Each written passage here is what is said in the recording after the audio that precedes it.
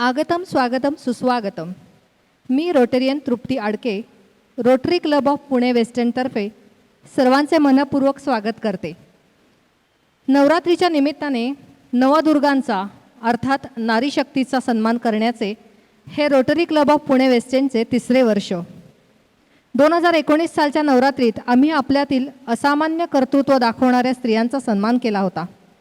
2019 हे वर्ष सरलं हे नको असलेल्या भेटीने म्हणजेच कोविडने, आणि 2020च्या ऑक्टोबर महिन्यातही सर्व जग या विषाणूजन्य आजाराशी लढतच आहे. जग ते आशिया खंड, ते भारत देश, ते महाराष्ट्र राज्य, त्यातील पुणे जिल्हा आणि त्यातील rotary Club of Pune western, जगातल्या कोविड फायटर्सचे कौतुक आपल्या सगळ्यांना आहेच. पण आज आपल्यात असलेल्या नारी कोविड फायटर्सचा विशेष सन्मान रोटरी क्लब ऑफ पुणे वेस्टर्नतर्फे आपण करत आहोत. सगळ्या विपरीत परिस्थितीत या सगळ्या स्त्रिया असामान्य धैर्य दाखवत आहेत आणि या सगळ्यांनी नवीन उमेद सगळ्यांना द्यायला सुरुवात केलेली आहे. मनपूर्वक धन्यवाद व सलाम तुमच्या कार्याला. आता मी प्रमुख कार्यक्रमाला सुरुवात करते. मी एक पुरस्कारार्थीचे नाव घेईन, त्यांनी कृपया मंचावर यावे. मी थोडक्यात ओळख करून देईन त्यांची आणि अगदीच मोजके प्रश्न विचारून त्यांची मुलाखतही घेईन. मी सुरुवातीला थोडं स्वातंत्र्य घेते. 2 पुरस्कारार्थींना एकत्रच बोलवते. त्या दोघीही व्यवसायाने डॉक्टर आहेत आणि त्या दोघीही रोटरी क्लब ऑफ पुणे वेस्टर्नच्या सभासद आहेत. डॉक्टर केतकी केळकर आणि डॉक्टर प्रीती शिंदे. डॉक्टर या व्यवसायाबद्दल बोलायचं म्हणून मी या दोघींना आत्ता एकत्र बोलवते. करोना काळात शिक्षण ऑनलाईन सुरू झालं. IT प्रोफेशनल ऑनलाईन घरी बसून काम करतायत. बँक कर्मचारी सुरक्षित अंतर ठेवून लिमिटेड सेवा देत आहेत. न्यायालयही तसं मोजकंच काम करतं आहे. व्यायामशाळा बंद आहेत. सगळेजण आपल्या आपल्या जीवाला जपत आहेत. पण दुसऱ्याचा जीव वाचवण्यासाठी स्वतःचा जीव धोक्यात घालणारा महत्त्वाचं प्रोफेशन म्हणजे डॉक्टर्सचं. म्हणून या 2 करोना योद्ध्यांचं म्हणजेच डॉक्टर प्रीती आणि डॉक्टर केतकी यांचं मी मनापासून कौतुक करते. या दोघींनीही या क्षेत्रात कोविड काळामध्ये मोलाचं योगदान दिलेलं आहे. या दोघींची मी आधी थोडक्यात ओळख करून देते आणि मग आपण त्यांचा सत्कार करूयात. डॉक्टर केतकी केळकर या MBBS अँड MD पॅथॉलॉजी आहेत. त्यांची पॅथॉलॉजी लॅब आहे. त्या KEM हॉस्पिटल पुणे येथे गेली 10 वर्ष हिमॅटॉलॉजी डिपार्टमेंटमध्ये कन्सल्टंट म्हणून काम पाहतात. त्या MVR वेलफेअर फाउंडेशन या NGOच्या डायरेक्टर म्हणून काम पाहतात. त्या NGOद्वारे त्यांनी कोविड कामात मास्क, शील्ड्स, सॅनिटायझर्स यांचे विविध हॉस्पिटल कर्मचाऱ्यांमध्ये व पोलीस कर्मचाऱ्यांमध्ये मोफत वाटप केले. आत्तापर्यंत त्यांनी 30,000हून जास्ती लोकांच्या कोविड टेस्ट केल्या आहेत. अशा कोविड फायटर डॉक्टर केतकी, तुमचे मनापासून कौतुक. मी प्रेसिडेंट रोटेरियन आनंद भागवतवार यांना विनंती करते की त्यांनी केतकीचे मानपत्र देऊन इथे सन्मान करावा.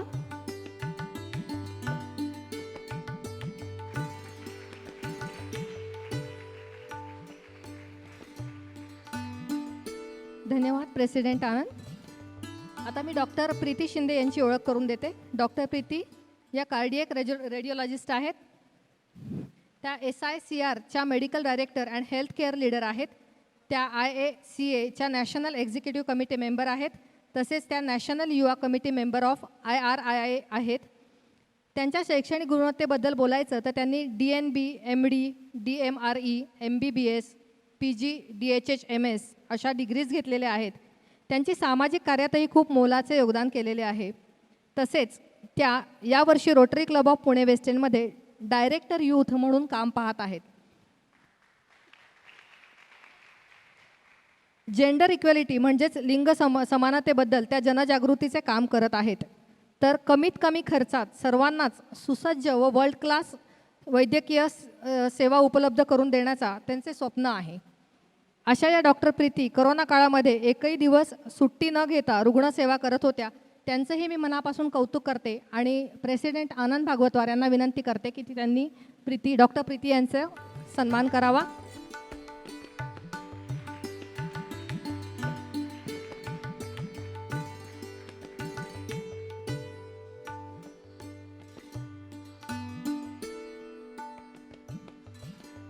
धन्यवाद प्रेसिडेंट.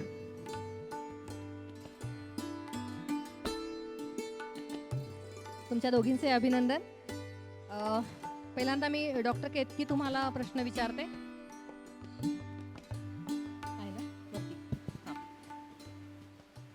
तुम्ही पॅथॉलॉजिस्ट म्हणून काम पाहता, तर तुम्ही जेव्हा रुटीन चेकअप करतात त्यात आणि कोविड टेस्टिंग याच्यामध्ये काय फरक आहे आणि ह्याच्यामध्ये तुम्हाला किती रिस्क आहे याबद्दल थोडी माहिती द्याल का?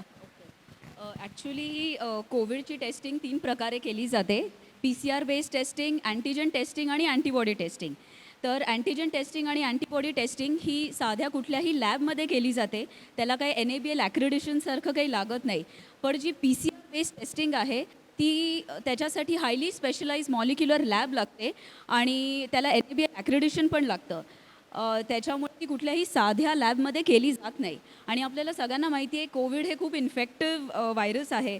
त्याच्यामुळे right from sample collection, transportation, processing and final रिझल्ट्सपर्यंत जे कोण हेल्थकेअर वर्कर, सायंटिस्ट, डॉक्टर्स आहेत त्यांना ते PPE किट घालावं लागतं. अँड इथे जे काही सगळे हेल्थकेअर वर्कर्स आहेत दे नो व्हेरी वेल की PPE किट घालणं म्हणजे it's not an easy job. म्हणजे पाणी पिता येत नाही, खाता येत नाही आणि लोक आमचे सायंटिस्ट दिवसभर लॅबमध्ये काम करतात. कधी कधी 500-600 सॅम्पल्स येतात दिवसाला अँड 12-12 तास त्यांनी काही खाल्लेलं नसतं. And with that they have to take full precaution आणि रिस्क पण खूप इन्वॉल्ड आहेत. आणि असंही आम्ही बघितलं की लॅबमधले जे टेस्टिंग म्हणजे जे सायंटिस्ट काम करत आहेत ते पण कोविड पॉझिटिव्ह झालेले आहेत. सो खूप रिस्क आहे याच्यात involved. But since we are doctors आम्हाला त्याच्यात काही फार काही वाटलं तुमचं नाही. काम खरंच खूप महत्त्वाचं आणि खूप तुम्ही मोठं काम करताय. थँक्यू. खरंच तुमचं कौतुक. डॉक्टर प्रीती, तुम्ही रेडिओलॉजिस्ट आहात, तर तुमचा तसा पेशंटशी खूप जवळचा असा रेग्युलर संपर्क येतो, तर तो येत असताना तुम्ही काय प्रिकॉशन घेता? कारण तुम्ही जेव्हा त्यांना चेकअप करता किंवा काय, आणि तुमचा मुलगा लहान आहे, तर तुम्ही एकतर कोविड काळात पूर्ण जेव्हापासून सगळ्यांना लॉकडाऊन सुरू होतं तरी तुम्ही कामं करत होता, तर त्यावेळेस तुमच्या मनात अशी भीती नाही वाटली का की आता हे नको करायला आपण, किंवा 2 महिने आपण नको जायला या सगळ्यामध्ये? तर तुमचं काय त्यावेळेसचे विचार होते, तर त्याबद्दल थोडं सांगाल? तुझं म्हणणं अगदी बरोबर आहे. भीती तर प्रचंड होती की आपण पेशंटच्या इतका संपर्कात येतोय. कुठला पेशंट कोविडवर पॉझिटिव्ह असेल हे सांगता येत नाही आहे. आम्ही PPE किट घालून काम करतो. जसं आता केतकीनी सांगितलं की ते PPE किट घातल्यानंतर तो एक वेगळाच द्राविडी प्राणायाम असतो की पाणी पिता येत नाही, खाता येत नाही आणि मुख्यतः म्हणजे इतकं गरम होत असतं त्या PPE किटमध्ये.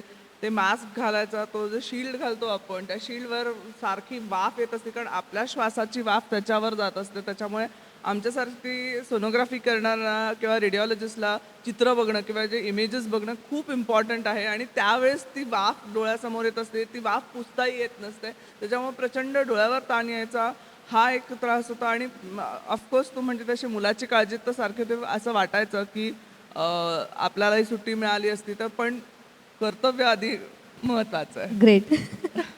नाही, तुमच्या दोघींचे या बाबतीत खरंच मनापासून कौतुक. आणि तुम्ही आज तुमचा वेळात वेळ काढून इथे आला त्याबद्दल तुमच्या दोघींचे मनपूर्वक आभार. धन्यवाद.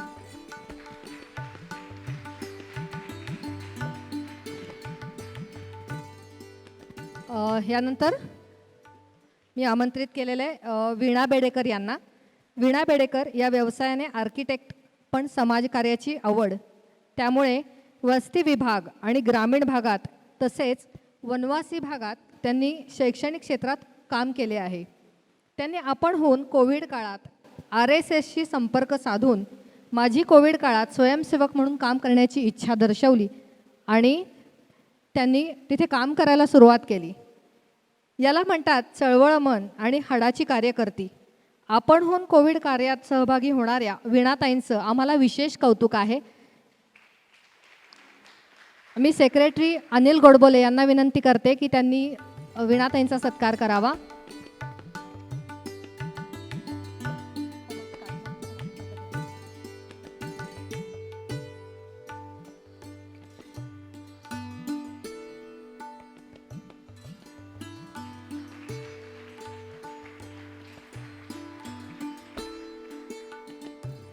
धन्यवाद.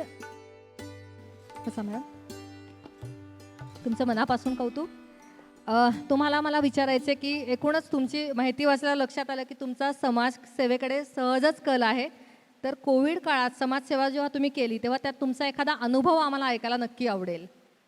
मी RSSद्वारा जे गरवारे कॉलेजमध्ये कोविड सेंटर चालवलं जातं आहे त्याच्यात पूर्वतयारीपासून आणि आजपर्यंत सहभागी आहे. आजही इकडून तिकडेच जायचं आहे.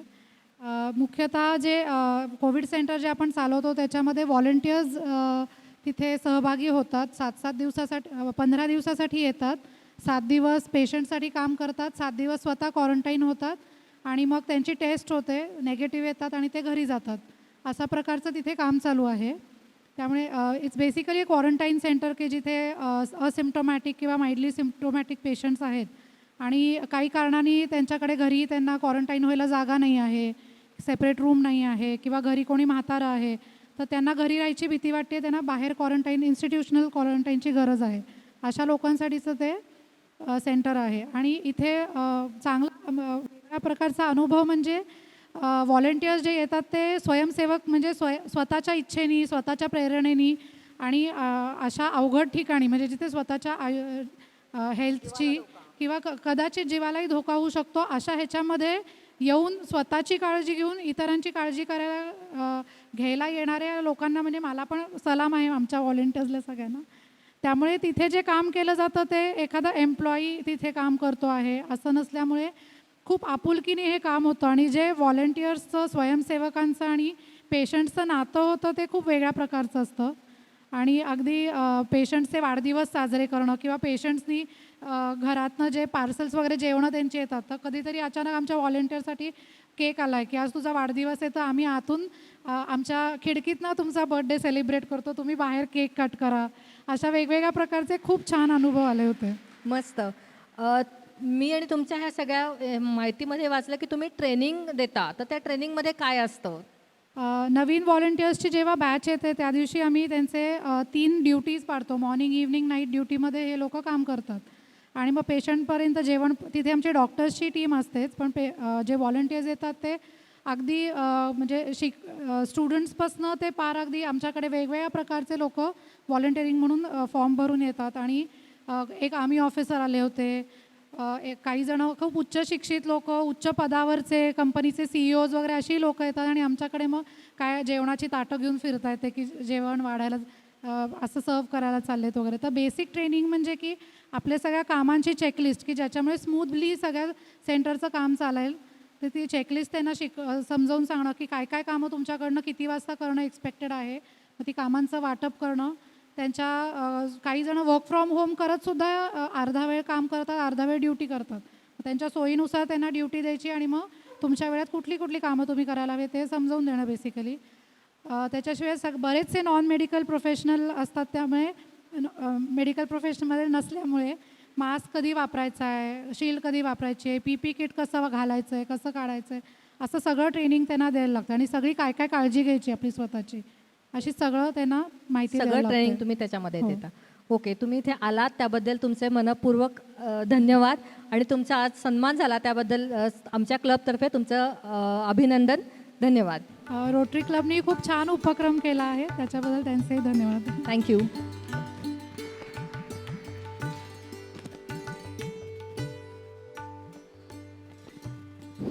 यानंतर मी आमंत्रित करते मुग्धा मिलिंद जोशी यांना. विविध क्षेत्रात निर्भीडपणे काम करणाऱ्या या नारीशक्तीच्या यादीत आणखीन एक नाव सांगायला मला नक्कीच आनंद होतो आहे. त्यांचे नाव सौ मुग्धा मिलिंद जोशी. या गेली 35 वर्षे IDBI बँकेमध्ये कॅशियर म्हणून कार्यरत आहेत. करोनाच्या काळात सामान्य जनतेमध्ये तणावयुक्त वातावरण होते. आर्थिकदृष्ट्यासुद्धा सर्वत्र तणाव जाणवत होता. खरं तर बँक कर्मचारी व ग्राहक यांचे अगदी खेळीमेळीचे नाते.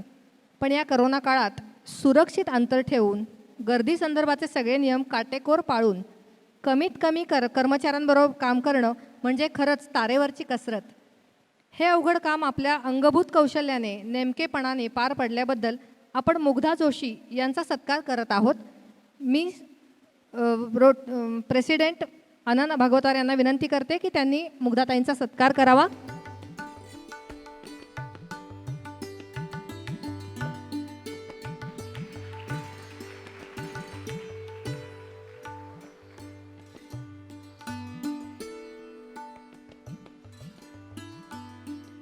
धन्यवाद प्रेसिडेंट आनंद.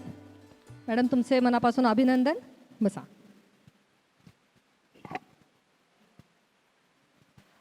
करोनाच्या काळामध्ये करोनाचे सगळे नियम पाळत नव्या पद्धतीने बँकेचं काम सुरू झालं. तर ते जेव्हा सुरू झालं तर त्यात तुम्हाला कोणत्या कोणत्या अडचणींना तोंड द्यावं लागलं, म्हणजे तुम्हाला ग्राहकांचा पण संपर्क आणि तुमच्या स्वतःलाही काही अडचणी आल्या त्याबद्दल आम्हाला थोडक्यात सांगा. हां, अडचणी तशा नाही आल्या काही, पण थोडंसं ते सगळं सॅनिटायझर वापरायचं, नंतर हे करायचं, कस्टमरला आत घेताना परत त्याला टेम्परेचर चेक करायचं आणि त्याला परत ते सॅनिटायझर द्यायचं, याच्यात थोडा डिले झाला. ओके. बाकी फार असं काही म्हणजे अडचण अशी खूप म्हणजे जे नाही तुमचं आलेली. स्मूथ गोईंग काम दिवसभर भराभर होत होतं तर त्याच्यामध्ये थोडंसं स्पीड कमी झाला. स्पीड किंचित फार कमी फरक नाही पडला. ओके.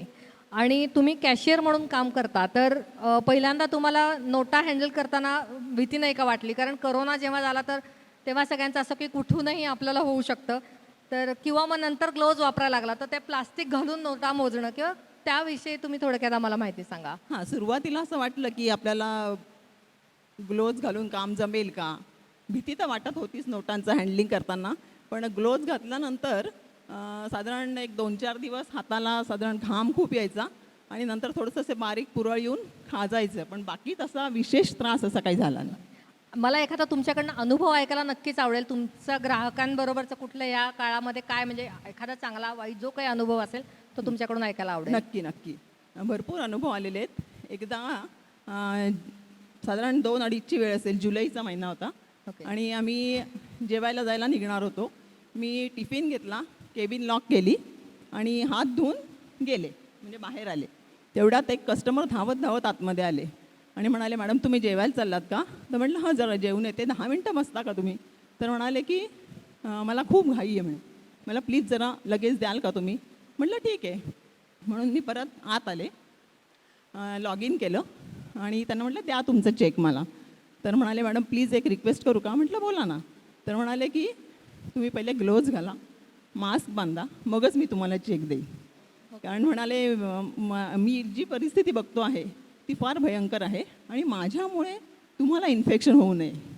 कारण म्हणाले माझे दोघंही मुलं बाहेर आहेत, बायकोला कोरोना झालेला आहे हो. आणि ती ॲडमिट आहे, मला अर्जंट पैसे, मी खूप घाईते, पण तरी तुम्ही हे कराच आणि मगच मला पैसे द्या. ओके. मग मी ग्लोव्ज घातले, त्यांना पैसे दिले. ते म्हणाले की खूप थँक्यू म्हणेन, परत कितीही घाई असली तुम्हाला तरी असं करू नका, कारण मी जी परिस्थिती बघतोय मला माहीत नाही माझी बायको मला भेटेल नाही भेटणार, हो. तर प्लीज म्हणे तुम्ही असं करू नका. मला कस्टमरनी कितीही घाई करू देत, तुम्ही तुमच्या पद्धतीनेच काम करा. हे खरंच त्यांचं पण कौतुक आहे, ग्राहकांनी एवढा तुम्हाला हां विवेक त्यांनी दाखवला त्याही परिस्थितीमध्ये. त्यानंतर 2 मिनटं मी अगदीच शांत बसले, म्हटलं बापरे असं झालं मला अगदी. आणि मग मी गेले जेवायला. येस. ओके, चला थँक्यू मॅम. आज तुम्ही इथे आल्याबद्दल आणि आमच्या रोटरी क्लब ऑफ पुणे वेस्टर्नतर्फे तुमचं मनपूर्वक अभिनंदन. धन्यवाद. थँक्यू. रोटरी क्लबचे अत्यंत मनापासून मी आभारी आहे या कार्याची दखल घेतल्याबद्दल. धन्यवाद. थँक्यू.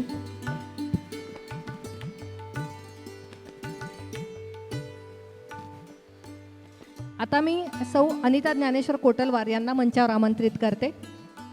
सौ अनिता कोटलवार या BE कम्प्युटर सायन्स असून पिंपरी चिंचवड महानगरपालिकेमध्ये 2 दशकाहून अधिक काळ माहिती व तंत्रज्ञान अधिकारी म्हणून कार्यरत आहेत. माहिती व तंत्रज्ञानाचा कौशल्यपूर्वक उपयोग करून नागरिकांना विविध ऑनलाईन सेवा उपलब्ध करून देण्याचे काम त्या उत्तमरित्या पार पाडत आहेत. मनपाच्या यशवंतराव चव्हाण स्मृती रुग्णालयाकरिता paperless OPD health care project 2010 पासून यशस्वीरित्या अंमलबजावणी केली. तसेच शासनाकडील जेन्युरम प्रकल्पांतर्गत गव्हर्नन्स प्रकल्पाची अंमलबजावणी केल्याबद्दल केंद्र शासनाकडील 2011-12चा नॅशनल गोल्ड अवॉर्ड मनपाला प्राप्त करून दिला. तसेच सन 2018-19मध्ये मनपाच्या वेबसाईटकरिता वेबसाईट ॲक्सेसिबिलिटी अवॉर्ड व डिजिटल पेमेंटकरिता महानगरपालिकेस नॅशनल अवॉर्डही यांनी प्राप्त करून दिले. सद्यस्थितीमध्ये मनपाच्या स्मार्ट सिटी प्रकल्पांतर्गत इंटिग्रेटेड GIS एनेबल्ड ERP या महत्त्वाकांक्षी प्रकल्पावर काम सुरू आहे. अशा या अनिताताई कोविड काळातही यांनी बरंच काम केलं आहे. कोविड काळात त्यांनी केलेल्या कामाची यादी वाचून खरोखरच मी खूप थक्क झाले. माझ्या या शब्दांवर खरंच तुम्ही सगळ्यांनी विश्वास ठेवा. त्यांच्या या कोविड काळातील असामान्य कार्याचा आपण आधी सन्मान करूयात.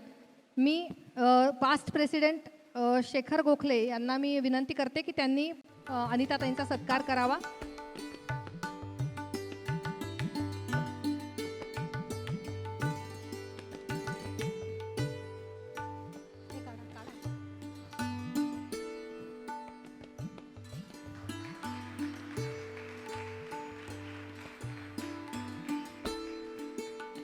धन्यवाद प्रेसिडेंट पी शेखर. अनिताताई, तुमचं पहिल्यांदा मनपूर्वक अभिनंदन. धन्यवाद. खरं तर तुमचं कोविड काळात कामाची यादी खूप मोठी आहे. हो. ती मी वाचून दाखवणं मला शक्य नाही आहे आणि त्याहीपेक्षा त्यातलं सगळंच काम मला महत्त्वाचं किंवा विशेष वाटते. तर त्यातलं तुम्हाला कुठल्या गोष्टींबद्दल बोलायला आवडेल तर त्या 2-3 गोष्टी आम्हाला नक्की तुम्ही शेअर करा. सर्वप्रथम मी Rotary Club of Pune West End यांनी मला माझे विचार शेअरिंग करण्याची संधी दिली, याबद्दल सर्वांची मी आभारी आहे.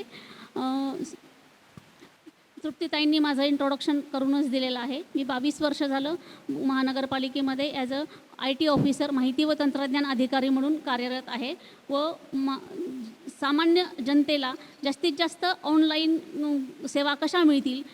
आता जरी कोविड आलं, त्याचं ऑनलाईनचं महत्त्व असलं तरी मी 22 वर्ष झालं गेली कार्यरत आहे की नागरिकांना घरी बसून ऑनलाईन सेवा कॉर्पोरेशनच्या कशा प्राप्त होतील कमीत कमी वेळेमध्ये आणि ट्रान्सपरंटली, याचा मी सतत प्रयत्न करत आहे मागील 22 वर्ष. आणि महानगरपालिकेला आता तृप्तीताईंनी सांगितल्याप्रमाणे विविध अवॉर्ड देऊन अवॉर्ड नॅशनल लेवलचे अवॉर्ड प्राप्त करून दिलेले आहेत.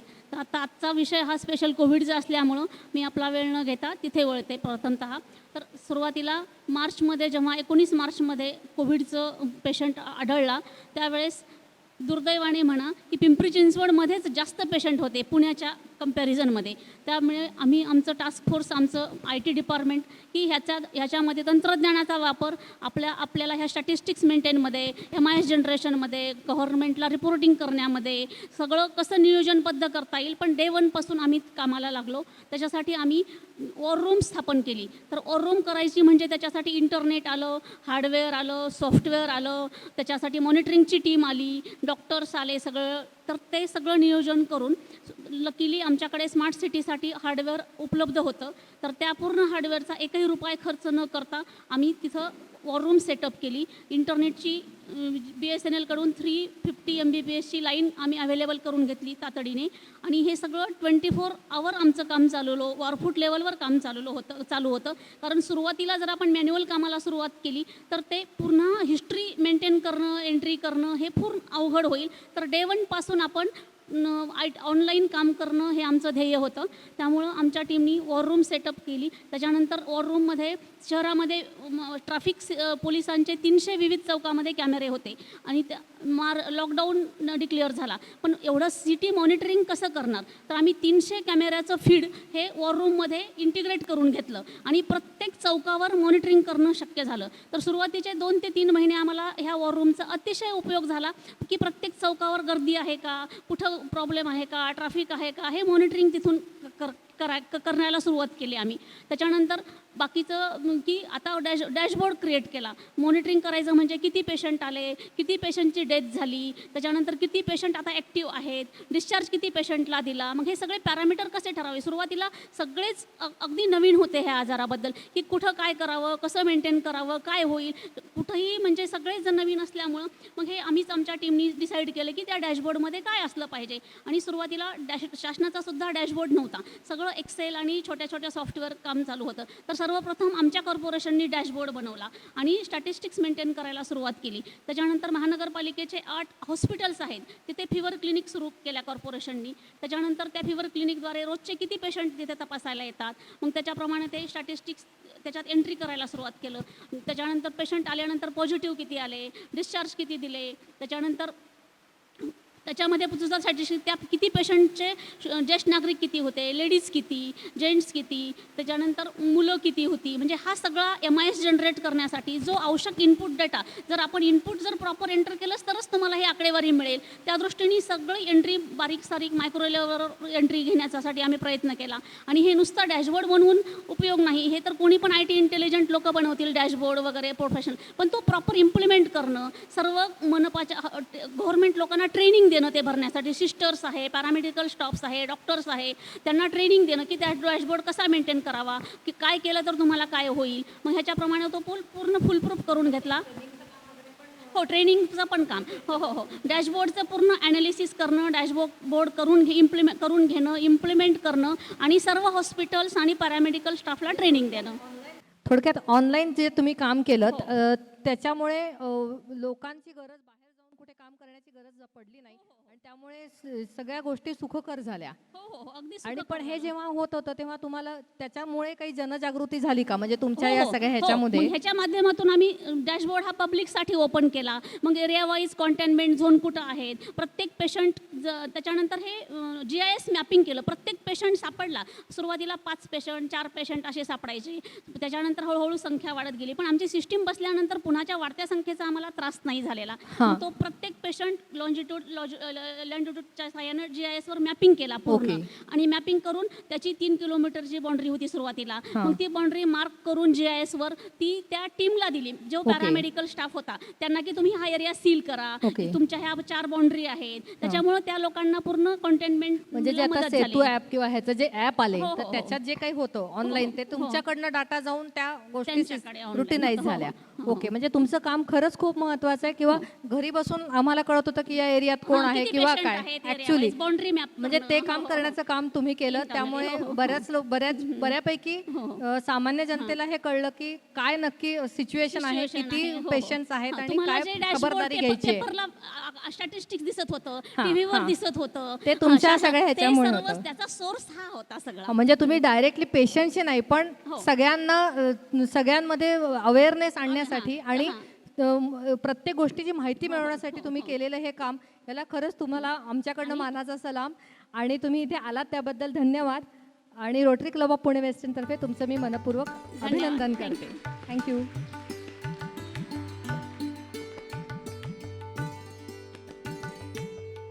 आता मी मंचावर आमंत्रित करते सौ मंजिरी श्रीनिवास संत. सौ मंजिरी संत या बँक ऑफ महाराष्ट्र येथे गेली 31 वर्षे नोकरी करत आहेत. सध्या त्या डेप्युटी मॅनेजर या पदावर सातारा शाखेतील फॉरेन एक्सचेंज इन्चार्ज म्हणून काम पाहतात.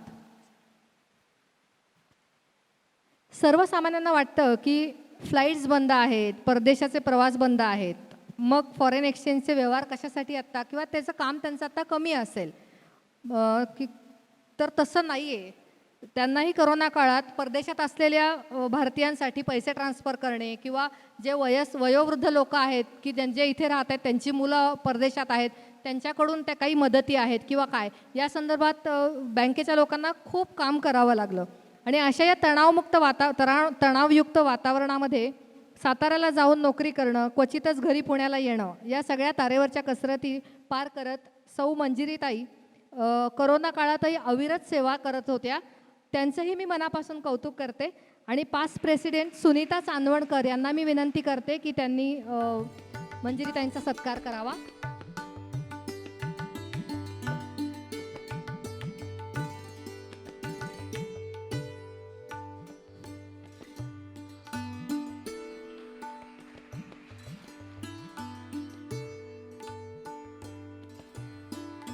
धन्यवाद रोटरियन सुनीता.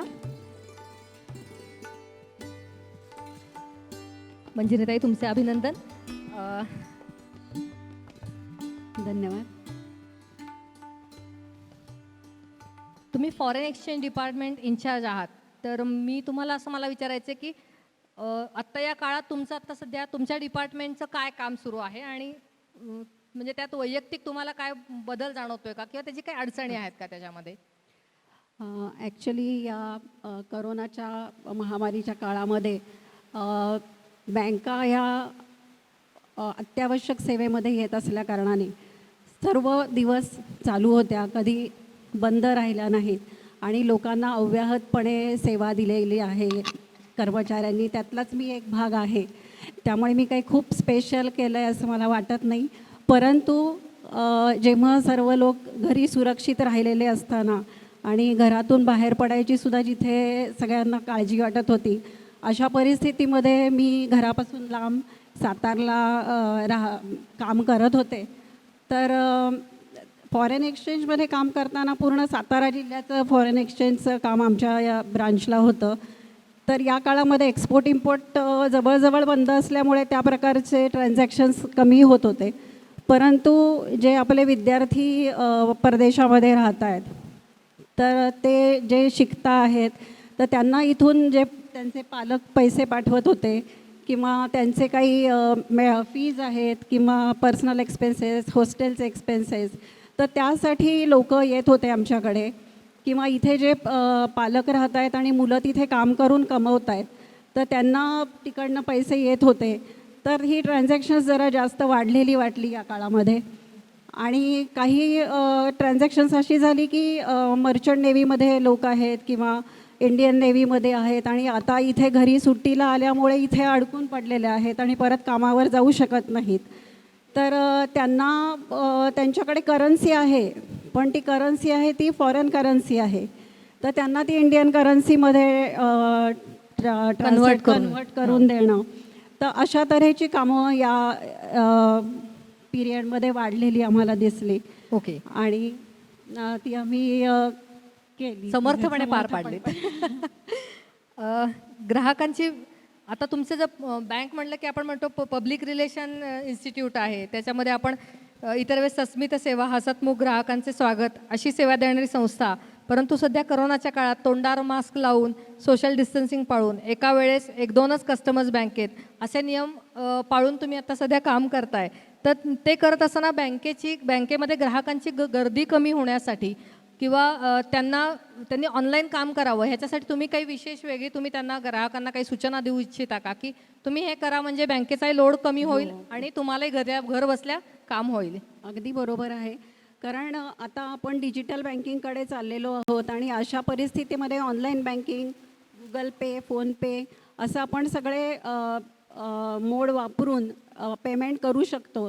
तर अशा परिस्थितीमध्ये मुद्दामून बँकेत येऊन पैसे काढणं किंवा मग ते पैसे भरणं, ट्रान्सफर करणं अशा गोष्टी करायची काही आवश्यकता नाही आहे. तर ह्या बऱ्याच फॅसिलिटी सगळ्या बँकांनी उपलब्ध करून दिलेल्या आहेत आणि त्या संदर्भात सामाजिक रित्या आपण सगळ्यांना त्याचं आवाहन पण करतो की जास्तीत जास्त तुम्ही डिजिटली ट्रान्झॅक्शन्स करा, म्हणजे बँकेत होणारी गर्दी, म्हणजे ह्याच काळात असं नाही तर एकूणच बँकेत होणारी गर्दी ही कमी होईल. जी गोष्ट आपण 2 मिनटामध्ये घरी बसून करू शकतो ऑनलाईन, त्याच्यासाठी बँकेत गर्दी करून आणि त्याच्यामध्ये स्वतःचा आपला वेळ घालवणं हे चुकीचं आहे असं वाटतं. तर ह्याच्यामध्ये आम्ही खूप सामाजिक प्रबोधन केलेलं आहे आणि लोकांना पटतं आहे. आता हळूहळू खूप जणं ऑनलाईन ट्रान्झॅक्शन्सकडे वळत आहेत. फक्त ज्येष्ठ नागरिक जे आहेत त्या लोकांना मला जरा सांगावंसं वाटतं की छोट्या छोट्या गोष्टींसाठी ते बँकेमध्ये येत असतात. की कित्येक जण म्हणजे माझ्या ओळखीतलेच माझ्या सासऱ्यांचे मित्र 2 महिने मागे लागले की मला बँकेत जायचं आहे आणि काय केलं तर बँकेत जाऊन फक्त पासबुकमध्ये एंट्री करून घेतली. तर अशा तऱ्हेचे ट्रान्झॅक्शन्स म्हणजे स्वतःचाही जीव त्यांचा धोक्यात घालतायत ते आणि त्यांच्याबरोबर येणाऱ्या लोकांचा सुद्धा. तर अशा रीतीने त्यांनी जरा थोडा संयम राखावा असं मी विनंती करते. तुम्ही दिलेल्या माहितीबद्दल नक्कीच सगळेजण विचार करतील आणि त्यांच्या घरी जर कोणी सिनियर सिटीजन असतील तर त्यांना आवर्जून हे तुम्ही सांगितलेलं सांगतील. तुम्ही इथे आलात त्याबद्दल तुमचं मनपूर्वक धन्यवाद आणि तुम्हाला पुरस्कार मिळाला त्याबद्दल रोटरी क्लब ऑफ पुणे वेस्टर्नतर्फे तुमचे मनपूर्वक अभिनंदन. धन्यवाद. धन्यवाद. मला इथे बोलवल्याबद्दल मी सर्वांची आभारी आहे. आता मी मंचावर आमंत्रित करते अश्विनी अतुल अग्निहोत्री. राष्ट्रीय स्वयंसेवक संघाने करोना काळात महत्त्वाची भूमिका बजावली. Abasaheb Garware college corona centre म्हणून तिथे काम सुरू झालं. पण सेंटर उघडलं तर कार्यकर्ते लागणार. बरं, करोना हा असा संसर्गजन्य आजार की प्रत्येकजण स्वतःला त्यांची बाधा होऊ नये म्हणून प्रोटेक्ट करणार. अशा परिस्थितीतही कॉलेजमध्ये शिकणारी अश्विनी जिचं छान नाचायचं मुरडायचं वय, ती गरवारे कॉलेजमध्ये कोविड सेंटरला आपणहून मदतीला गेली.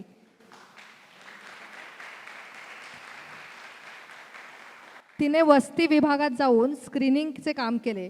खरं तर तिने तरुण वयात दाखवलेले धैर्य निश्चितच कौतुकास्पद आहे. म्हणून तुझा हा सत्कार करताना मला विशेष आनंद होतोय. मी प्रेसिडेंट आनंद भागवतरांना विनंती करते की त्यांनी अश्विनीचा सत्कार करावा.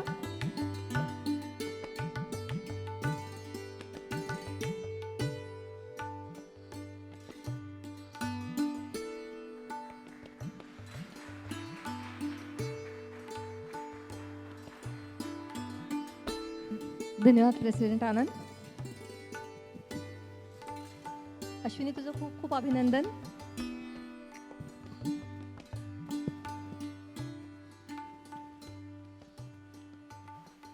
पहिल्यांदा एकतर मला तुला असा प्रश्न विचारायचा आहे की जेव्हा करोनाच्या एवढ्या काळात अगदी सगळेजण आपण स्वतः तर बाहेर जातच नव्हते, पण आपल्या मुलांना सुद्धा कुठे बाहेर पाठवत नव्हते, तर अशा ह्याच्यामध्ये तू जेव्हा कोविड ड्युटीसाठी जाण्याचा विचार केला तर तुला स्वतःला मनातनं भीती नाही का वाटली या गोष्टीची? खरं तर भीती नाही वाटली. म्हणजे असं वाटतं की भीती आपल्या सराउंडिंगमधनं येते. तर जेव्हा मी घरी सांगितलं तेव्हा आई बाबा आणि काका काकू म्हणाले की ते कधी असं नाही म्हणाले की तू पॉझिटिव्ह आली तर काय होईल.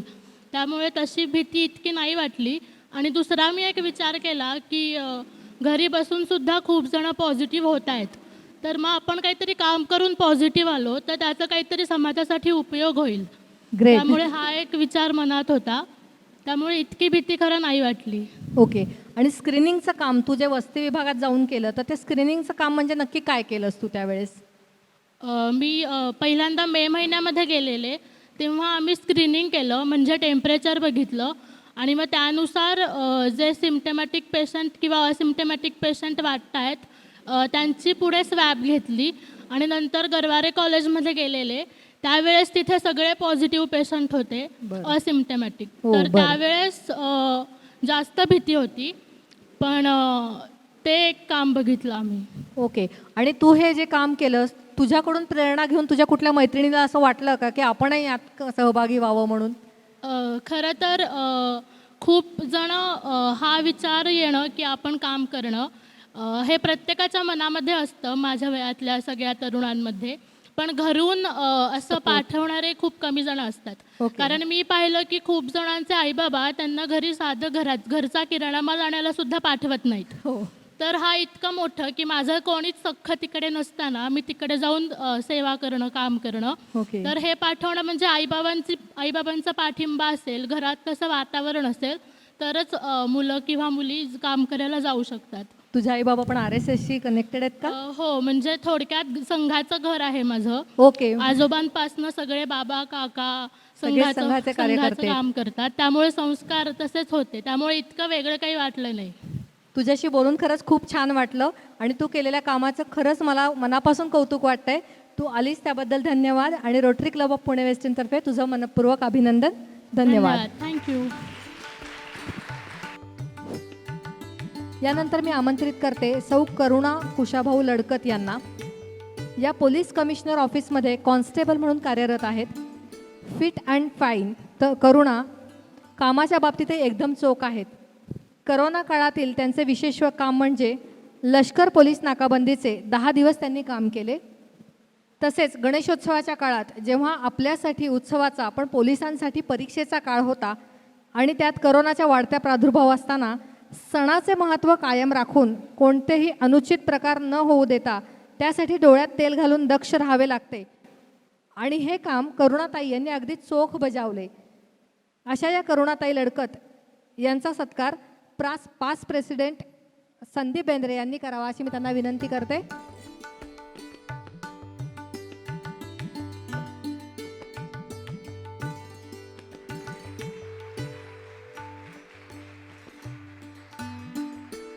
धन्यवाद रोटेरियन संदीप. करुणाताई तुमचं अभिनंदन. करुणाताई, पोलीस म्हटलं की आधीच 100 कामं तुम्हाला करावी लागतात. त्यात हा करोना जवळजवळ वर्षभर तळ ठोकून आहे, तर त्यामुळे तुम्हाला काय विशेष जबाबदारी घ्यावी लागते आणि तुम्हाला तुमचं कामामध्ये काय वाढ झाली याबद्दल आम्हाला थोडक्यात सांगा. नमस्ते. सर्वप्रथम धन्यवाद. आणि काम तर खूप असतं घरात. ॲक्च्युली लोक करोना आला म्हणजे भीतीच वाटायला लागली. घरात लोक पॉझिटिव्ह येतात, आपण रोडवर जाणार, संपला विषय. ही तर खूप मोठी भीती होती. त्या काळात आम्हाला नाकाबंदीची कामं, रोडवरती लोकांना चेकिंग, ऑनलाईन पासेस, विदाऊट मास्कचं कामं, खूप अतिरिक्त कामाचा भार वाढला. आणि पण म्हणजे तुम्ही इतर वेळेस जे तुम्ही फील्ड वर्क करता किंवा तुम्ही आता इतर वेळेस तुमच्याकडे ऑफिसमध्ये लोक येतात तर त्यावेळेस तुम्ही सगळं मॅन्युअल काम होतं, तर तुमचं ह्यामध्ये तुम्ही पण ऑनलाईन काम सुरू केलं का काही आणि त्यात तुमच्या काही कामात वाढ झाली का? ऑनलाईनचं काम ॲक्च्युली आमचं 12 तासाचं पहिलं होतंच, पण ऑनलाईनची कामं भरपूर वाढली. ऑनलाईनचे डिजिटल पासेस वाटणं, अत्यावश्यक सेवेसाठी त्यांना पास देणं, ही कामं वाढली. आणि लोकांना ऑनलाईनमुळे लोकांनाही तक्रारी होत्या लोकांच्या, कारण त्यांनाही समजत नव्हतं हे. त्या लोकांना समजवणं किंवा सांगणं, त्यामुळे ऑनलाईनचे भरपूर कामं वाढली. त्याच्यासाठी 12 तासापेक्षाही जास्त तास काम करावं लागलं आम्हाला. 12 तास, 14 तास, 15 तास कामाच्या तासांचं काही गणितच नव्हतं तुमच्या. ओके. तुम्हाला एक विचारायचं वाटतंय की सामान्य नागरिक म्हणून मी एक तुम्हाला विनंती करू इच्छिते की या निमित्ताने तुम्ही आम्हाला सांगा की सर्वांनीच नागरिक म्हणून काय खबरदारी घ्यावी जेणेकरून तुमच्या कामाचा थोडासा भार कमी होईल. नागरिक म्हणून सर्वांनी विनाकारण गर्दी टाळणे, गर्दीच्या ठिकाणी सोशल डिस्टन्सिंगचं पालन करणे, अजून असं थोडे मास्क वापरणे, सॅनिटायझरचा वापर करणे, अशा बऱ्याच गोष्टी आहेत. त्यात नागरिकांनी अवलंबल्या तर कामाचा ताण थोडा कमी होईल. ओके. तुम्ही जेव्हा करोना काळात बाहेर जात होता तेव्हा तुमची मुलगी लहान आहे, मला वाटतं एक 5-6 वर्षाची तुमची मुलगी आहे, तर मग तुम्हाला ही भीती नव्हती का की आपण बाहेर जातोय मग घरी आल्यावर तिला आपल्यामुळे काही व्हायला नको किंवा काय, तर त्यावेळेस तुझी खबरदारी कशी घेतली तुम्ही? ती खूप मोठी भीती होती माझ्यासाठी. त्यामुळे माझं गाव बारामती, तिकडे मी माझ्या मुलीला सासूबाईंकडे ठेवलेली आहे. आत्ता जवळजवळ 1 वर्ष झालं मी तिला भेटलीच नाही या काळामध्ये. ओ बरं. या एका कारणामुळे तुम्ही फक्त तिला तिकडे ठेवलंय. मी तिला भेटलीच नाही आहे आणि ती माझ्यापासून खूप लांब आहे. 7 वर्षाची मुलगी आहे माझी.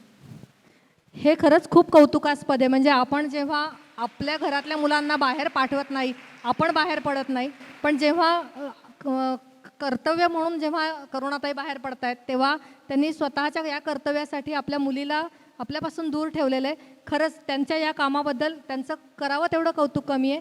तुम्ही आज इथे आल्याबद्दल मनपूर्वक तुमचं अभिनंदन आणि धन्यवाद. रोटरी क्लबतर्फे तुमचं मनापासून अभिनंदन. Thank you so much. थँक्यू.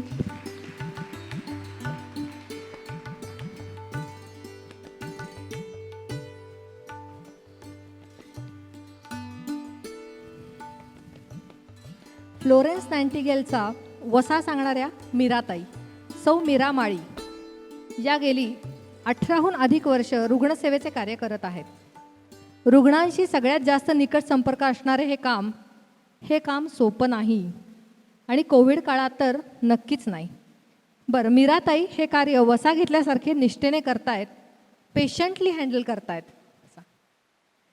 त्यांच्या या कार्याचा आपण उचित सन्मान करूयात. मी प्रेसिडेंट रोटेरियन आनंद भागवतवार यांना विनंती करते की त्यांनी मीराताईंचा सत्कार करावा.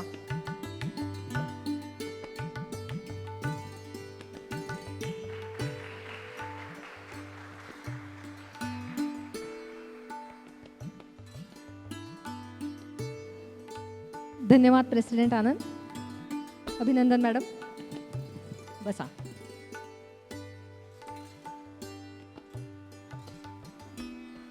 मीराताई, सामान्य काळातील रुग्णसेवा व कोविड काळातली रुग्णसेवा यात जमीन आसमानचा फरक आहे. तर या काळात रिस्क तर नक्कीच आहे, पण त्यासाठी तुम्ही काय काळजी घेऊन काम केलं आणि तुम्हाला दोन्ही कामात कसा फरक जाणवतो त्याबद्दल थोडं सांगाल? सामान्य पेशंट बघण्यात आणि कोविडचे पेशंट बघण्यात ह्याच्यात थोडाफार फरक आहेच. पण असं झालं की साधा पेशंट जेव्हा आपण बघतो तेव्हा PPE किट घालत नव्हतो. त्यांना आम्ही स्वतः बघत होतो आणि त्या नातेवाईकांशी आमचा कॉन्टॅक्ट होत होता. स्वतः आम्ही पेशंटजवळ बोलत होतो आणि त्यांना जे काही त्रास असेल काही असेल तर आम्ही पेशंटच्या नातेवाईकांना स्वतः भेटून सांगू शकत होतो. पण आता कोविड काळात असं आहे की आम्हाला PPE किट घालावं लागतं. PPE किट ते 7-8 तास असतंच आमच्या अंगावर. पण ते जेव्हा पेशंटकडे आम्ही जेव्हा त्या कलेने बघतो तेव्हा ते काम करताना आम्हाला ते पीपी किटमध्ये किती त्रास झालाय हे कधीच हे जाणवत हे नाही कोणाला की- समजत नाही, बाकीच्यांना. समजतच नाही. आणि बाकीच्यांना समजत नाही असं नाही, पण हे की किट घालताना सुद्धा जर जेव्हा आम्ही पेशंटजवळ जातो तेव्हा आमचं त्या घाम जे काही आलेला आहे पीपी किटमध्ये ते आम्ही पूर्ण विसरून जातो की अरे पेशंट आपल्यासमोर आहे आणि त्यांच्या तिथे कोणी त्यांचे नातेवाईक नसतात. त्यामुळे त्यांची आई होणं किंवा बहीण होणं ह्या नात्याने जसं आपण त्यांना हे करतो की अरे त्यांचे नातेवाईक नाही आहेत म्हणजे आपणच त्यांचे नातेवाईक आहोत, त्यांना आपण फोन त्यांच्या नातेवाईकांना मग आम्ही फोन करून द्यायचो किंवा त्यांच्याशी चांगल्या ह्याच्या आधी आत्ताही आम्ही चांगलंच बोलतोय आधी. हो बरोबर आहे, पण यावेळेस ह्या जास्ती काळात थोडंसं लोकं जास्ती त्यांच्या घाबरलेत. कलेनी आणि कसं त्यांना आमचा चेहरा दिसत नसतो, हां. फक्त डोळे दिसणार. हां. डोळे पण कधी कधी असं व्हायचं की अरे ते किटमुळे पूर्ण फॉगिंग व्हायचं आणि फॉगिंगमुळे आम्हालाही पुढचं दिसत नव्हतं हां. सुरुवातीला. पण आता सवय झाली. आता एक 7-8 महिने कसे निघून गेले हेही आम्हाला कळले नाहीत की अरे बापरे किती हे 7-8 महिन्यात एवढं हे झालं. पण आपण ह्या कोरोनावर सगळ्यांनी मात केली पाहिजे हेच मी सांगू शकते इथे की कोरोना काळात त्यांनी सगळ्यांनी काळजी नीट घ्यायला पाहिजे. ओके. तुम्ही ॲज अ नर्स म्हणून काम करता हे तुमच्या आजूबाजूच्या सगळ्यांनाच माहिती आहे. तर मला तुम्हाला असं विचारायचं आहे की तुम्ही जेव्हा ऑफिस जॉब करून घरी येता किंवा तुम्ही घरी असता तर आजूबाजूंची प्रतिक्रिया काय असते आजूबाजूच्या लोकांची? नाही, आजूबाजूची म्हणजे कसं नाण्याला 2 बाजू ह्या आहेतच. तर घरच्यांचा आणि बाहेरच्यांचा पण तसा मला खूप सपोर्ट मिळाला. पण आम्ही कसं चाळीतल्या वस्तीत मी राहत हां, असल्यामुळे हां. आमची 2च रूमची खोली आहे. हां. 1 रूम म्हणजे बेडरूम आणि हे असं काही वेगळं नव्हतं. हां. किचन आणि हॉल एवढंच. पण जेव्हा मी बाहेरून येत होती म्हणजे तेव्हा आमच्या आजूबाजूचे लोकांनी कधी मला असं हे दाखवलं नाही की अरे ह्या हॉस्पिटलमधून येत आहेत तर आपण त्यांच्याशी वेगळं हे त्यांना करावं. बोलू नये हां, त्यांच्याशी बोलू किंवा नये त्यांच्याशी असं कधीच त्यांनी केलं नाही. उलट ते विचारायला यायचे की अरे कशी आहे तब्येत, बरे आहात ना, हां, असं हे हां. एक होतं. आणि म्हणजे काही ती लोकं- आपुलकी होती नक्कीच हां, आपुलकी सगळ्यांची. होती. आणि काही लोक फोनवर विचारायचे की तुम्ही कसे आहात, हां. बरे आहे ना, तुम्ही तुमच्या प्रकृतीची काळजी घ्या, ओके. असं म्हणजे लांबून तरी ते विचारत होते. म्हणजे असा वाईट अनुभव नाही आला. पण काय काय स्टाफला आमच्या आलेला आहे की जे स्टाफ बाहेरून येत होते हां. त्यांच्या अगदी वस्तीतली पण लोक त्यांना येताना असं म्हणायचे अरे त्या आल्यात बाजूला सरका असं हां, व्हायचं. हां, म्हणजे- पण मी जिथे राहत होती तिथे मला काहीच त्रास नाही आणि ओके. घरच्यांचा मेन म्हणजे सपोर्ट होता. ओके. त्यामुळे ते हे झालं पॉसिबल. तुम्ही दिवसभर हे जे काम करता म्हणजे पेशंटशी खूपच तुमचा ह्याचा संबंध आहे तर तुम्ही फक्त काय काय काळजी घेता घरी सुरक्षिततेसाठी? आल्यावर कसं आहे, घरी आल्यावर मी बाहेरच गरम पाण्याने पाय वगैरे धुते आधी. हां. मग सॅनिटायझर असेल ते लावायचं आणि मग डायरेक्ट बाथरूममध्ये जायचं. बाथरूममध्ये जाऊन आंघोळी केल्यानंतरच मी आमच्या घरातल्या लोकांची म्हणजे माझी लहान मुलगा आहे एक छोटा. ओके. त्यामुळे मग त्याच्यासाठी जास्त प्रिकॉशन आम्ही घेतो की हां. मग घरी आल्यावर सगळ्यांच्यात लगेच मिक्स नव्हती होत. ओके. एक अर्धा तास बाजूला थांबायचं हां. म्हणजे तिथल्या तिथेच आणि मग गरम पाणी वगैरे जे काही काढा आहे ते असेल ते प्यायचं. कारण की त्या किटमध्ये आम्ही 6-7 तास तर काहीच खात हां, पीत हां, नाही. हां. त्यामुळे मग घरी आल्यानंतर पहिलं पाणी प्यायलं गरम पाणी की थोडं घशाला पण बरं वाटायचं. ओके. आणि अजूनही मी देवाच्या कृपेने पॉझिटिव्ह निघालेली नाहीये. हे खरंच कौतुक आहे. पण खरंच तुम्ही सगळ्यात जेवढ्यांचं मी आत्ता ऐकलं प्रत्येक जणीने पीपी किट असू देत घालून जेव्हा हे कामं करतात किंवा पूर्ण वेळ तुम्ही जेव्हा बाहेर काम करता तेव्हा किती अडचणींना तोंड दिलंय हे आम्ही नुसतं बसून ऐकल्यावर सुद्धा आम्हाला ते असं हे होतंय. तर तुम्ही ते उपभोगलेलं आहे त्यामुळे खरंच तुमचं कौतुक आहे. तुम्ही आज इथे आलात त्याबद्दल मनापासून तुमचे आभार आणि रोटरी क्लब ऑफ पुणे वेस्टर्नतर्फे तुमचं अभिनंदन. मलाही धन्यवाद. तुमचं धन्यवाद मानायचं आहे कारण की आम्हाला हे अवॉर्ड हॉस्पिटलमध्ये सुद्धा मिळतात. म्हणजे पण तुम्ही रोटरी क्लबवाल्यांनी एवढं मला सन्मानास्पद इथे बोलवलं त्याबद्दल तुमचे खरंच कौतुक आहे. धन्यवाद. ओके. काही नाही. आणि मी कोविडसाठी एक सगळ्यांना सजेस्ट करेन की आपण जेव्हा घरी जातो किंवा सगळ्या समाजामध्ये मिक्स होतो तेव्हा डिस्टन्सिंग हे आपण स्वतःहून पाळलं तर कोविड हा असा आजार आहे की त्याला आपण सगळे सामोरे जाऊ शकतो. की असं नाही की सॅनिटायझरच वापरलं पाहिजे. तुम्ही साधे जरी साबणाने हँडवॉश केला किंवा काही हे केलं तरी पण चालतंय. पण सतत तुम्ही तुमची काळजी स्वच्छता ठेवा. जसं आपलं पहिलं जसा समाज होता की अरे नाही आधी आपण सगळ्यांनी बाहेरच म्हणजे आत्ता असं आहे की चप्पल पण घरी घालून असतात काही लोक. पण चपलाही आता बाहेर काढायची ती पहिलीची जी प्रथा आहे ती आत्ता इथे आल्यामुळे खरंच म्हणजे ते योग्य आहे. हे ते खूपच योग्य योग्य आहे. आहे आणि तेच सगळ्यांनी फॉलो करावं ही माझी तरी इच्छा आहे की आपण सगळ्यांनी ते फॉलो करालच. नक्कीच सगळे पाळतील. धन्यवाद. Thank you madam. यानंतर सिद्धी अमोल देशपांडे. ही तरुणी फिजिओथेरपीच्या फायनल इयरला शिकते. या करोनाच्या काळात ती 8 दिवस गरवारे कॉलेजमधल्या RSSच्या कॅम्पमध्ये जॉईन झाली. करोनाग्रस्त भवानी पेठ आणि ताडीवाला रोड इथे जाऊन तिने काम केले. घरोघरी जाऊन स्क्रीनिंग, डेटा कलेक्शन, औषध व मास्क याचे वाटप या सगळ्या गोष्टी तिने तिथे जाऊन केल्या. एवढ्या तरुण वयात या रोगाची भीती न बाळगता सिद्धीने केलेल्या कामाचे खरोखर कौतुक करावे तितकेच कमी आहे. तिच्या या निर्भय समाजकार्यासाठी तिला मानाचा मुजरा.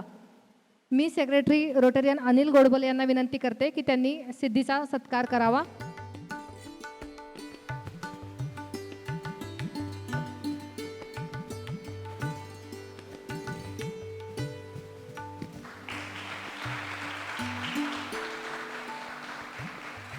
धन्यवाद रोटरियन अनिल. सिद्धी, तुझं अभिनंदन.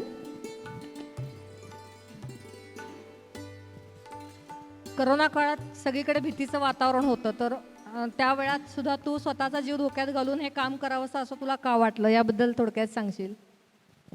ॲक्च्युली लॉकडाऊन जेव्हापासून अनाऊन्स झाला तेव्हापासून बातम्यांमधून कळतच होतं की ज्या हॉस्पिटल्स आहेत किंवा क्लिनिक्स आहेत, नर्सिंग होम्स आहेत, तिथे मदतीची खूप गरज आहे. तर आणि मी स्वतः हेल्थकेअरची स्टुडंट आहे, त्यामुळे मला मदत करायची खूप इच्छा होती. आणि ह्याच वेळेस मला माझ्या बाबांकडनं कळलं की संघाने एक उपक्रम सुरू केला आहे. तर त्याच वेळेस मी ठरवलं होतं की मला जायचं आहे. पण मेन होतं की आता आईबाबांना कसं कन्व्हिन्स करू, कारण साधं आपण औषधं किंवा भाजी घ्यायलासुद्धा जेव्हा खाली जातो तेव्हा सगळ्यांना खूप भीती वाटायची. पण जेव्हा मी आईबाबांना बोलून दाखवलं तर मला एक्झॅक्ट उलटी रिॲक्शन मिळाली. आईबाबांनी शांतपणे मला हो म्हणलं, त्यांनी परवानगी दिली. पण ज्या दिवशी ॲक्च्युली जायला निघाले होते त्या दिवशी दोघांनाही इतकं टेन्शन आलं होतं, पण तरी ते दोघं हो म्हणले, मला पाठवलं. ग्रेट. आणि मी गेले. तू भवानीपेठ किंवा या एरियात जेव्हा काम केलंस तेव्हा तिथे तुला आलेला एखादा अनुभव शेअर करशील आमच्याशी? आम्ही म्हणजे हॉस्पिटलमध्ये मी काम करते तेव्हा मला पेशंटची हिस्ट्री घेणं, डायग्नोसिस किंवा ट्रीटमेंट ह्याची सगळ्याची सवय होती. पण आता हेच काम आम्हाला PPE किट घालून करायचं होतं. आणि ते PPE किट घालून 12च्या उन्हात चालत हे सगळं काम करताना खूपच वेगळा अनुभव आला. म्हणजे बोलणं पेशंटशी किंवा त्यांची माहिती घेणं, हे सगळं खूप वेगळं स्वरूप जाणवलं त्याचं. त्यातल्या एखाद्या पेशंटचा बोलताना का तिथे काही असं काही त्या वस्तीत गेल्यानंतर तिथला एखादा तू अनुभव शेअर करू शकतेस का? वस्तीमध्ये म्हणजे आम्ही जेव्हा गेलो होतो तेव्हा खूप चालायला लागायचं. आणि म्हणजे माझ्याबरोबर असं झालं की माझ्या PPE किटचा एक थोडासा जो एक सॉक असतो जो वेगळा तो निघाला. तर आता मी पाय नव्हते टेकू शकत, कारण परत तिकडे इन्फेक्शन व्हायचे आणि मी परत ते म्हणजे गरवारे कॉलेजला आणण्याची खूप शक्यता होती. तर अशा वेळेस तिथल्या माणसांनी इतकी व्यवस्थित हेल्प केली. लगेच जाऊन त्यांनी एखादी घरनं प्लास्टिकची पिशवी आणली आणि अख्खा माझा पाय बांधून दिला. म्हणजे ते त्यांना पण एवढं अवेअरनेस झाला होता आम्ही जाऊन. त्यामुळे हा एक खूप वेगळा अनुभव आला. तू जेव्हा गेलीस तेव्हा तू एकटी होती का तुझ्या कोणी अजून मैत्रिणी वगैरे होत्या तुझ्याबरोबर? मी एकटीच गेले होते. पण माझं जेव्हा व्हॉलेंटिअरिंग संपलं त्याच्यानंतर माझ्या कॉलेजमधल्या 2 मैत्रिणींनी सुद्धा तुझ्याकडनं इन्स्पिरेशन घेऊन त्यांनी पण घेतला. ओके, तू केलेल्या ह्या कामाचं खरंच सगळ्यांना आम्हाला खूप कौतुक वाटलं. तू इथे आलीस त्याबद्दल धन्यवाद. आणि rotary Club of Pune western तर्फे तुझं मनापासून अभिनंदन. धन्यवाद. Thank you so much. आता मी आमंत्रित करते मंदाकिनी शांताराम भोसले यांना. मंदाताई नव्या पेठेतील धर्मवीर संभाजी महाराज प्राथमिक विद्यालयामध्ये शिक्षिका आहेत. मार्च ते जूनमध्ये 3 महिन्यात त्यांनी घरोघरी जाऊन कोरोना संदर्भात सर्वे केला. तेव्हा तर कोरोनाचा प्रभाव जरा जास्तीच होता. त्या काळात हे काम करणं खरोखरच कौतुकास्पद आहे. आणि आवर्जून सांगायचं म्हणजे त्या खरोखरच कोरोना वॉरियर आहेत, कारण अजूनही त्या कोरोनाग्रस्तांसाठी वॉर रूमला काम करत आहेत. खरंच तुमचे मनापासून कौतुक. मी प्रेसिडेंट रोटरियन आनंद यांना विनंती करते की त्यांनी मंदाताईंचा सत्कार करावा.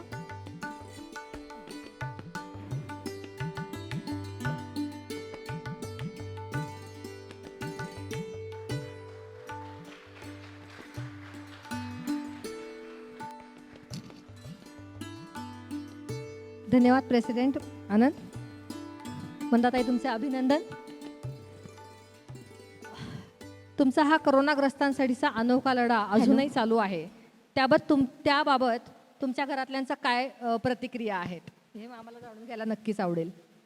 जेव्हा कोरोना चालू झाला तेव्हा स्टार्टिंगला पहिली शाळेला सुट्टी दिली गेली की मुलं 4 घरातून येत आहेत, त्यांना प्रॉब्लेम नको, परत त्याच्यामुळे कोणालाही त्रास नको म्हणून पहिली शाळेला सुट्टी दिली गेली.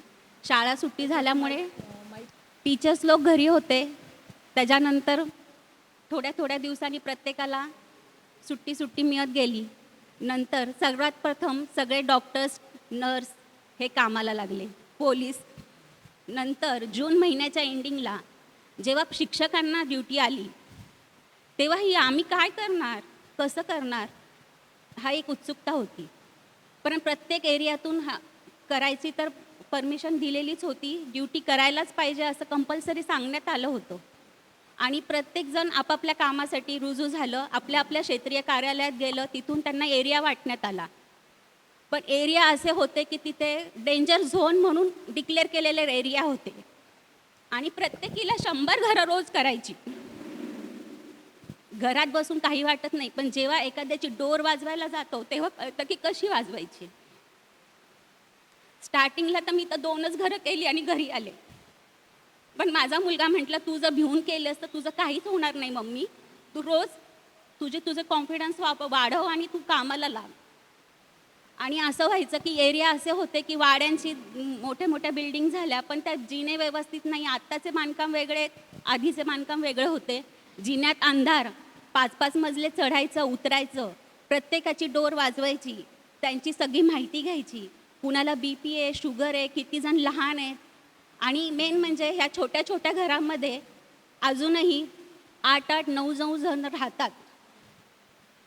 अजूनही लोक एकत्र राहत आहेत. त्याच्यामुळे त्यांचा एकमेकांशी आलेला संपर्क, बाहेर जाऊन आणलेलं सामान, ह्याच्यामुळे हे रेड झोन जास्तच हे झाले होते. आणि प्रत्येकीला एका दिवसात 100 घरं करणं पण मुश्किल होतं. तोंडाला बांधून जायचं यायचं, काही खायचं नाही, 7-7 तास काही खायचं नाही, पाणी पण प्यायचं नाही घरी आल्यानंतर. आणि परत तो सगळा रिपोर्ट क्षेत्रीय कार्यालयाला द्यायचा की इतके वयस्कर आहेत हे. आणि एवढ्या ह्याच्यामध्ये सांगण्याचं एक हे की जी लोक 70, 73, 80 वयाची आहेत त्यांना BP नाही आहे, शुगर नाही आहे. हे एक आम्ही मार्क केलं की खरंच त्यांनी त्यांची काळजी, म्हणजे जुनं ते खोड असं चांगलं म्हणतात, जुनं ते सोनं खरंच अजूनही आहे. आणि त्या मॅडम आता नर्स म्हणाल्या की खरंच जी जुनी परंपरा होती तीच आत्ता पण आणली तर हा कोरोनासुद्धा आपण मात करून नेऊ शकतो. ओके. मला अजून एक विचारायचं आहे की हे जेव्हा तुम्ही सगळं केलं तर तुम्ही आता वॉर रूमला काय जे काम करता, तर वॉर रूमच्या कामाबद्दल थोडक्यात सांगा. नक्की तिथे तुम्ही काय काम करताय? आता नंतर मग माझा 4 महिन्याचा सर्वे झाल्यानंतर 4 महिन्यामध्ये रोजची 100 म्हटल्यावर माझ्या 4 महिन्यामध्ये 4175 घरं माझी झाली. त्याच्यामध्ये मी ज्यांची कोणाची घरं पूर्ण नव्हती झाली ना तर त्यांना मी माझी घरं वाटून टाकली की तुम्हाला कमी पडतायत ना, घ्या. म्हणजे मी व्हॉट्सअपला मेसेज पाठवला होता की ज्या दिवशी मी पहिली 2 घरं केली त्याच्यानंतर माझी 4000पेक्षा पण जास्त घरं झाली. मग कोणाची झाली नव्हती, काही नव्हती. मग 4थ्या महिन्यामध्ये त्यांनी असं केलं की 50 वर्षाच्या लोकांना नको आहे द्यायला आपण, की खरंच त्यांना होत नाही आहे, कोणाला पायाला सूज येते, कोण आजारी आहे काय, मग त्यांनी बसून दिली. त्यातल्या मी एका मॅडमला 50 घरं दिली होती. नंतर कुणाला काय पाहिजे असेल ते तुम्ही 100 घरं तुम्ही वाटून घ्या म्हणून मी व्हॉट्सअपला मेसेज पाठवला होता. मग प्रत्येकीने मला सांगितलं मला एवढी घरं दे, तेवढी घे. आणि मेन म्हणजे काय व्हायचं, एवढं आम्ही ग्रुपनी जायचो ना तर कोणाला सॅनिटायझर पाहिजे, मास्क पाहिजे. काय होतं, कोणी स्टार्टिंगला लवकर गेलं की 2 मास्क घेऊन जायचे, पण नंतर येणाऱ्यांना मास्क नसायचा. मग कारण त्यावेळेस खरंच शॉर्ट होतं. सॅनिटायझर पण पटकन, हँड ग्लोव्हसुद्धा आम्ही आमच्या पैशाने घेऊन गेलेलो आहे. आम्ही आमचे पैसे वापरून सर्वे करायचो की घालून जायचं. पण आता प्रत्येकाची काय होतं, लिफ्ट उघडायचं, दरवाजा वाजवायचा, कधी तर आम्ही झाडाच्या काट्यासुद्धा शोधायचो. अक्षरशः शाळेत जाऊन काठी घ्यायचो, बाबा डोरबेल वाजवायची तर काठीने वाजूया का, काय करूया का, कसं करूया, काय करूया. कोणी माहिती पण द्यायचं नाही. आणि मेन म्हणजे त्याच्यामध्ये रोजे चालू होते बघा मोमेडियन लोकांचे. एक अनुभव मंगळवार पेठातला माझा असा आहे की रोजे चालू असल्यामुळे मी त्या एरियामध्ये जायची ना तर ते म्हणायचे आत्ता झोपलेत ते, आम्ही सकाळी नमाज पडण्यासाठी सकाळी 4 वाजता उठतो, आता नाही कोणी तुम्हाला भेटणार. 2 दिवस मी गेले, नंतर म्हटलं आता काय करावं बाई, संध्याकाळी जावं की काय आता ह्या सर्वेसाठी. पण नाही, तो मुलगा एक बघायचा मी येते जातीये आणि परत म्हणजे मी काहीच बोलायची नाही. तर झोपलेल्या माणसाला आपण काय उठवणार. मग ते नंतर तो मुलगा म्हणाला की मॅडम तुम्ही आज नका जाऊ, मी आज सगळ्या ह्याची नावं लिहून ठेवली आहे तुमच्यासाठी. हां. मग तेव्हा माझी तिथली 40 घरं झाली. हो. नाही तर तो एरिया झाला नसता. जो एरिया दिलेला असतो तो पूर्ण झाल्याशिवाय आणि पूर्णपणे सदाशिव पेठ, तुळशीबाग, शुक्रवार पेठ, बुधवार पेठ, मंगळवार पेठ, मालधक्का, मंगळवार पेठेत सुद्धा जायला लोक घाबरत होती की हो. कोणी नाही. पण आम्ही जेव्हा सांगायचं बरं नाही आहे तर नर्स लोक यायचे, डॉक्टर यायचे, आयुक्त यायचे, क्षेत्रीय कार्यालयाचे डॉक्टर यायचे, त्यांना ॲम्ब्युलन्स मध्ये घेऊन जायचे, आजूबाजूच्या एरियाला म्हणजे लोकांना पण घेऊन जात होते स्टार्टिंगला. आत्ता तरी खूप कमी झालं आहे. हो. नंतर 1 महिना मला सुट्टी लागली, परत मी शाळेमध्ये जॉईन झाले, पुन्हा नवीन वर्षाचे कॅटलॉग तयार झाले आणि आत्ता मला परत जो ड्युटी आली गणपती विसर्जनच्या दिवशी. ओके.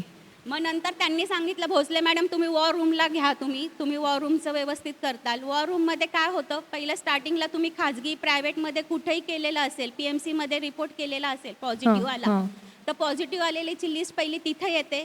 तिथून मग तुम्हाला कन्फर्म केलं जातं की तुमचा रिपोर्ट पॉझिटिव्ह आलेला आहे. पॉझिटिव्ह आल्यानंतर तुम्ही कुठे आहात, तुमच्या संपर्कात कोणी आलं आहे का, तुम्हाला कुठे तुम्ही जाणार आहात, तर तुम्हाला क्वारंटाईन सेंटरमध्ये जायचं आहे का, तर तुमच्या घरातली परिस्थिती कशी आहे, तर त्यांना त्या पद्धतीने जागा अवेलेबल करून दिली जाते.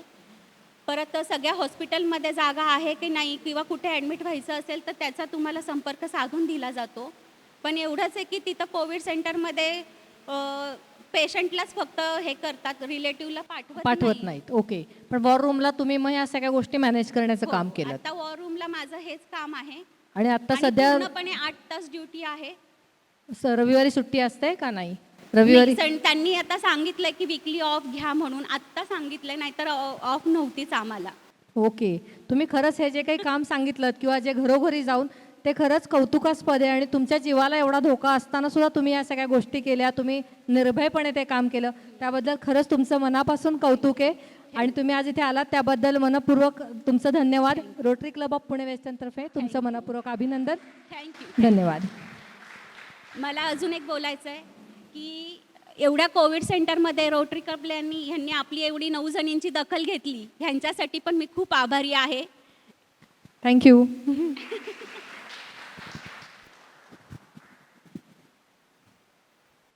आज आपण इथे 11 जणींचा जो सत्कार केला, नवदुर्गा म्हणून आपण सत्कार करतो, तो सत्कार आपण सन्मानपत्र देऊन केलेला. ते सन्मानपत्र म्हणजे नक्की काय हे तुम्हाला आता वाचून दाखवणार आहेत स्मिता भागवतवार. त्या सन्मानपत्रातला तो मजकूर कृपया स्मिता तुम्ही वाचून दाखवा अशी मी तुम्हाला विनंती करते.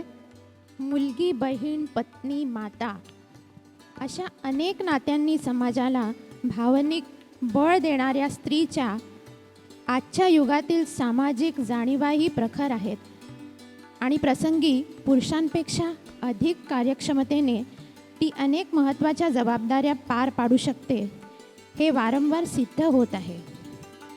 या स्त्रीत्वाची परीक्षा घेणारा कोरोनाचा तसेच लॉकडाऊनचा काळ सध्या चालू आहे आणि पुन्हा एकदा स्त्रीत्वाची मानसिक कणखरता या काळातील अनेक कोविड योद्ध्या स्त्रियांच्या रूपात सिद्ध झाली आहे. याच धाडसी स्त्रीत्वाची पूजा म्हणजे नवरात्र. नवदुर्गांच्या स्वरूपात अवतरणाऱ्या देवी समान आपण दाखविलेली जबाबदारीचे समाजभान आणि मानवजातीशी असलेले निष्ठा गौरवास्पद आहे. या नवरात्रीच्या शुभप्रसंगी Rotary Club of Pune West एंडच्या वतीने हे गौरवचिन्ह आपणास प्रदान करताना विशेष आनंद होत आहे.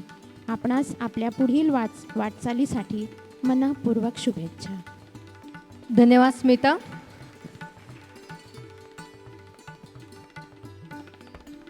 करोनाच्या पार्श्वभूमीवर करोना योद्ध्यांचा सत्कार करताना, कौतुक करताना, त्यांचे अनुभव ऐकताना खरंच खूप छान वाटलं. हा Rotary Club of Pune West एंडचा सिग्नेचर इव्हेंट. उद्या घटस्थापना होत आहे. आई दुर्गेच्या चरणी हीच प्रार्थना, या करोनासुराचा वध कर आणि जग लवकरच करोनामुक्त कर. तसेच तुम्ही सर्वजणी या करोना काळात कार्यरत आहात. आमच्या सर्वांकडून तुम्हाला शुभेच्छा देते. तुम्ही सर्वजणी सुरक्षित, आरोग्यसंपन्न व करोनामुक्त राहाव्यात अशी सदिच्छा व्यक्त करते. आणि या सदिच्छांसह मी कार्यक्रमाची सूत्र रोटरियन आरती गोखले यांच्याकडे सोपवते. Rotarian Aarti Gokhale. Rotary Club of Pune West End तर्फे आयोजित नवरात्रीनिमित्त नारी शक्ती सन्मान हा कार्यक्रम अतिशय छानपणे संपन्न झाला. अभिनंदन. आजच्या या 11 कोविड फायटर्स दुर्गा इथे आल्या त्याबद्दल त्यांचे मनपूर्वक आभार. गेले 4-5 महिने कोविडचा धोका पत्करून अविरत या सर्वजणी आपापलं काम करत आहेत आणि ते समर्थपणे पेलत पण आहेत. त्यांचं कौतुक आपण करावं तेवढं थोडं आहे. हा सन्मान म्हणजे आमचा अक्षरशः फुल नाही फुलाची पाकळी म्हणायला सुद्धा हरकत नाही. आज या 11 दुर्गांपैकी 2 जणी आपल्या क्लब्सच्या मेंबर्स आहेत, रोटेरियन प्रीती आणि रोटेरियन केतकी. त्याचा खूप अभिमान वाटतो. सोशल डिस्टन्सिंगचे सर्व नियम पाळून सर्व मेंबर्स इथे आलेत. सर्व आलेले पाहुणे सर्वांचे आभार. कार्यालय उपलब्ध केल्याबद्दल रोटेरियन संदीप बेंद्रे आणि ॲन स्वाती आणि त्यांची टीम यांनी केलेल्या उत्तम नियोजनाबद्दल त्या सर्वांचे आभार. अतिशय उत्तम सूत्रसंचालन नेहमीप्रमाणे आपली आपली रोटेरियन तृप्ती हिने केलं. आणि स्त्री शक्ती सन्मान कमिटी यांनी हा केलेला कार्यक्रम याबद्दल त्या सगळ्यांचे कौतुक. याचबरोबर आजचा कार्यक्रम संपन्न झाला हे मी जाहीर करते. धन्यवाद. धन्यवाद.